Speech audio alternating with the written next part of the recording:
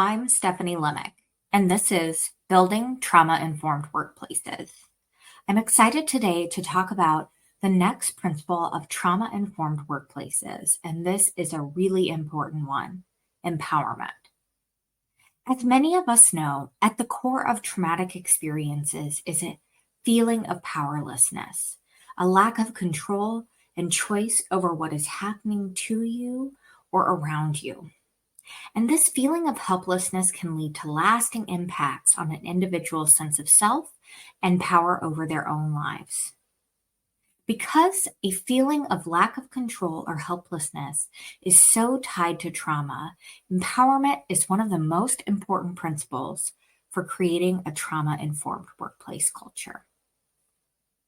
Now, we often talk about terms that are pretty frequently used when it comes to the workplace, when it comes to, talent management, things like that. Empowerment is certainly another one of those. So, like most of the other terms, when we think about empowerment in the context of a trauma-informed workplace, we're looking at a more specific definition for the purposes of trauma-informed cultures. So, empowerment in the context of trauma informed workplace cultures is about more than just choice. It's also about environments where individuals feel valued and that they are making meaningful contributions. For that reason, when we look at the concept of empowerment in trauma informed cultures, we want to look at four distinct parts: choice, strengths leveraged, recognition, and growth. During our podcast today, we're going to spend time looking at these four components individually so we get a better understanding of empowerment as a principle of trauma-informed workplaces overall. We'll start with choice. Traumatic experiences remove choice and control. In environments that create space for individuals to make their own choices and to maintain or even regain a sense of controls over their lives and decisions are so important when it comes to empowerment and it comes to trauma recovery. It's also really a good idea to provide choice because every person's experience and needs are unique. And so when we provide choice, we enable everyone to make decisions based on their needs, preferences, and readiness. And it also promotes a sense of empowerment and ownership for individuals on our teams. I like to say that empowerment and ownership are cousins. And when someone is looking for folks on their team to take more ownership, one of the best tools you can leverage is empowerment. And I also love that empowerment is one of the most important principles of trauma-informed workplaces to go along with that.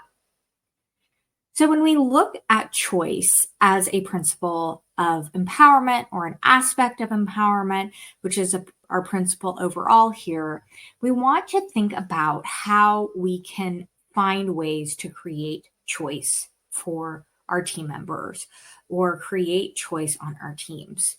Think about and ask yourself the question, how can you create choice for your team here? Like, seriously, it really can be that simple. How can I create choice, or how can I make this a choice? It can be really easy to misconstrue conversations around creating choice or empowerment at work to a, idea of letting your team kind of have carte blanche, letting them do whatever they want. That's not the goal here. Obviously, we are operating in the understanding that we want trauma-informed workplaces. Majority of our workplaces, we are working towards a goal, and we'll talk about a little bit later in this podcast. Actually, working towards that meaningful goal, working towards that meaningful contribution is an important aspect of empowerment. So creating choice isn't about letting people do whatever they want. It's about giving them a sense of ownership, a sense of empowerment, choice over what they're doing. So when you think about choice, don't think, hey, you can do whatever you want. It can be a choice of, one or two options. It could be a choice in terms of how work gets accomplished or with who. So just think, how can I create choice in this moment? And really, that is an amazing way to start to infuse choice and empowerment into your work. What about when you can't offer choice? Let's be realistic. Choice is amazing. Choice is powerful. We want to provide opportunities for folks to have choice over how and when they do their work, what work they're doing. It's not always the case. And honestly, sometimes you as a leader or a manager may not even have choice as it relates to how work is accomplished. So what can you do when choice is not an option? There are two things I would look at when you're thinking about, hey, I want to provide empowerment. I want to provide choice to my team, but it's not available in this moment. There are a couple of things you can lean on. First, employee voice or employee feedback, employee listening, whatever you want to talk about or call it. Really, what this is while you may not be able to create choice in a scenario, you can at least make space for individuals to voice their feedback, concerns, and other ideas related to the issue at hand. And this might be a great way to crowdsource potential solutions or get additional feedback. It's also important, though, to be realistic and be transparent about what you can and can't do with the feedback they're offering. But making space for people to be heard is also empowering when choice is not an option. The next thing, and I hinted at it a little bit already, is transparency. Perhaps you're unable to offer a choice, but if you provide context around the why things are happening or why choice is not an option, it can also be really helpful in creating a sense of empowerment. You're creating a sense of understanding and taking time to offer explanations, and that can really minimize the negative effects that can result from a lack of choice. Before we move on to the next aspect of empowerment, just a really important reminder that providing choice isn't about letting people do whatever they want. That's not at all realistic. And we're almost never completely in control of situations or circumstances in our life. And that is also okay. What the key really is to strategically use choice to create autonomy and a sense of personal power among those you're working with, even among yourself. And that can also, again, be a powerful driver of ownership and commitment for your team or your organization overall as well. The next aspect of empowerment I want to talk about is making sure strengths are leveraged. And as a Gallup certified Clifton Strengths coach, this is something I am super passionate about. Utilizing your strengths on a daily basis fosters a sense of self-efficacy, empowerment, and overall well-being. Also, if you are interested, I won't even try to do the amazing work that Gallup has already done in terms of outlining the benefits of strengths-based focuses, both to individuals and organizations overall. But the data is there, and the data has been there for decades, that a strengths-based approach to work and life really can have amazing benefits. So I am a huge, huge proponent of strengths-based approaches. And of course, my favorite tool is Clifton Strengths. You may know it as StrengthsFinder, but great work, great resources available through Gallup. Maybe we'll talk a little bit more about StrengthsFinder or Clifton Strengths in one of our future podcast episodes, but want to get back on track and focus on empowerment for today. So a strengths-based approach focuses on building resilience by identifying and leveraging individuals' existing strengths and resources, skills, knowledge, abilities. And according to the APA, or American Psychological Association, resilience plays a crucial role in recovering from trauma and involves utilizing personal strengths to adapt and thrive in the face of adversity. So when we engage in activities that align with one's strengths, it can increase positive emotions, sense of purpose. As I mentioned, Gallup has done some amazing work around leveraging strengths. I am going to highlight just a couple of really powerful statistics. On average, companies have a 7% increase in employee engagement just by having employees engage in a strengths-based assessment. In this example, leveraging the Clifton Strengths Assessment. Organizations that keep the momentum going by committing to building strengths of each team member and weaving strengths-based approaches throughout their organization can see a 23% increase in employee engagement. And teams that receive strengths-based development achieve 19% increased sales, 29% increased profits, 59% fewer safety incidents, and 72% lower turnover. So if you are focused on driving trauma-informed workplaces, you're not sure where to start, you are in a very data-driven organization, empowerment and strengths-based approaches can be a really powerful tool because we have a trauma-informed ally like the Gallup organization providing all of this amazing data and research that they've conducted over the decades. It can be really easy to focus on like an assessment like Clifton Strengths, which, yes, I am a huge fan of for a variety of reasons, but also from a strengths-based approach, maybe you don't have tools or resources or budget available to explore something like Clifton Strengths. It can be as simple as, talking about strengths, the things your employees like to do, the work they feel they're the best at, and making sure they have an opportunity to do that work. So really focus on leveraging employee strengths, team member strengths each and every day so they can feel that sense of self-efficacy. They can feel that kind of state of flow you may have heard of where they know they're doing something that they're good at. And that sense of satisfaction that comes with it is an incredibly empowering feeling and experience that, unlike many of the principles of trauma-informed workplaces where we're working hard to create new trauma or prevent re-traumatization, strengths leverage the sense of empowerment that creates can actually work directly in support of trauma recovery, which is really powerful and really special. So a great way to focus on creating empowerment for your team, that choice and then strengths leveraged. And, one thing I will add is you also have to be focused on leveraging your own strengths. So a lot of being a trauma-informed leader, trauma-informed partner is starting with yourself. So remember to focus on how you can leverage your own strengths in this journey as well. And, tools like Clifton Strengths can be helpful for this, or it can be as simple as, self-reflection questions. I have an opportunity to do what I do best today. What was that? Or even reflecting on what is it that you do best and having that sense of understanding. You don't have to necessarily have any special language, tools, resources. Just use that self-reflection and check in as a great place to start, making sure your own strengths are leveraged every day as well. Next, we want to take a look at the third component of empowerment, recognition.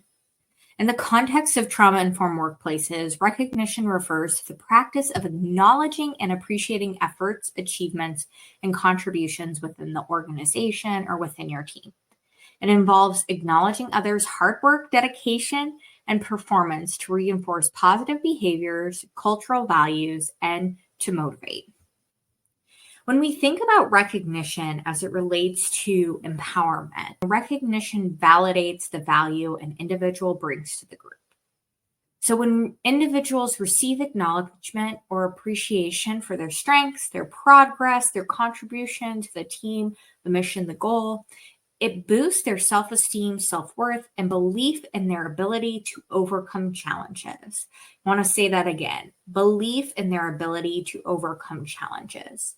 So what you may be picking up on is empowerment is kind of the resilience principle when it comes to trauma-informed workplaces. And resilience is something we talk about a lot at work and in life. And resilience is really key as it relates to trauma recovery and being trauma informed. But the thing about resilience is you don't just magically manifest resilience. Resilience is a skill. Resilience has to be built. And that's building resilience is tough because you have to go through challenges, but you have to go through challenges in a way where you have the space, the tools, the resources to overcome challenges. So, empowerment is really key here when we get to creating choice, strengths, leverage, recognition. Again, we're looking at this principle as a way to really, powerfully kind of creating that sense of self, that sense of resilience, building that resilience muscle in the context of the workplace. So it gets really exciting because this is a way that the workplace can actually be a meaningful source of skill building and inspiration when it comes to trauma recovery. And, you think about how many people talk about the value of having purpose or having a job and being able to contribute and how much meaning that provides them in various stages in their lives and in their experiences. Workplaces really are a key component of who we are. It's not all of who we are, but they're a key component of our lives and how we contribute to our society, to our families, to ourselves. And so having that meaning tied to our work is really key. Recognition gives us that opportunity to have it be spoken, to have it be visible and show that it's visible to others, not just ourselves, how we're contributing, how we're providing, how are we helping create value, how we're helping push forward meaningful action. Another great thing about recognition is another one of those things that is tied to amazing research around employee satisfaction and engagement. You know, leaders who provide high levels of recognition, meaningful recognition. That's another thing we should probably talk about. Leaders who are rated in the top 10% for providing recognition are in the 70th percentile as it relates to overall employee engagement. Let's go back to my point I made about meaningful recognition. This is a big one here because I think a lot of times people know that they should provide recognition to their team members, to their colleagues, but it becomes something that feels a little check the box. They're not sure how to approach it. And interestingly enough, some of the same rules that apply to providing constructive feedback actually also apply to giving actually meaningful recognition. And you're probably going, man, what? But it'll make a lot of sense as I explain it further. So, specific appreciation, just like specific feedback, is far more meaningful than general comments. So, when we recognize someone, describe the specific event or an action and the impact it had. It's also really important to be timely as it relates to recognition. So, the sooner the better, and the more likely it will hold value for the recipient of that recognition. Frequency also counts as long as the recognition is sincere and meaningful. There's no harm in being a bit effusive with your praise and getting practice delivering and helping your team getting used to hearing it. We talked a little bit about it in terms of the collaboration principle and positional power. If you're not sure about how often you're praising people, it's okay to praise in private too. If you have folks that you want to give feedback to, but you don't want to create a sense of favoritism or hot take, some people are really uncomfortable receiving praise or recognition in public. So I am a big believer in asking what your team members, what your colleagues prefer when it comes to recognition and appreciation. And then that way you can make sure you're matching what their preferences, what they prefer, so you can really provide the most genuine, the most meaningful recognition possible. Have fun with recognition.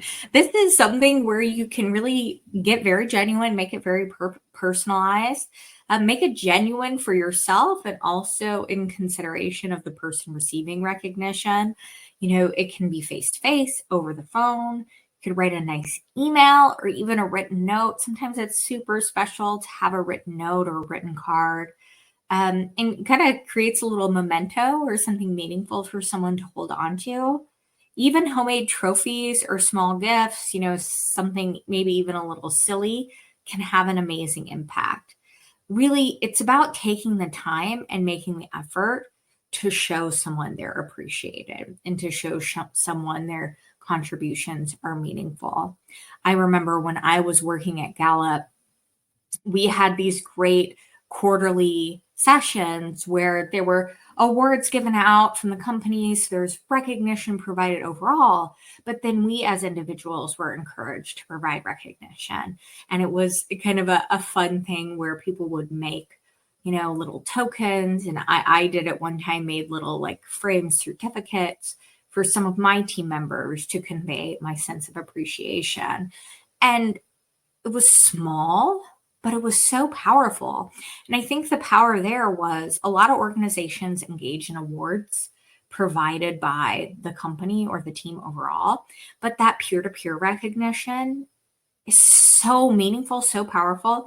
Even just the time to write a quick handwritten note, to say thank you, to say, hey, this is meaningful to me, is really powerful. And I know if you're someone like me, sometimes you like to hang on to that information, whether it's an email, handwritten note, and I encourage you to do so.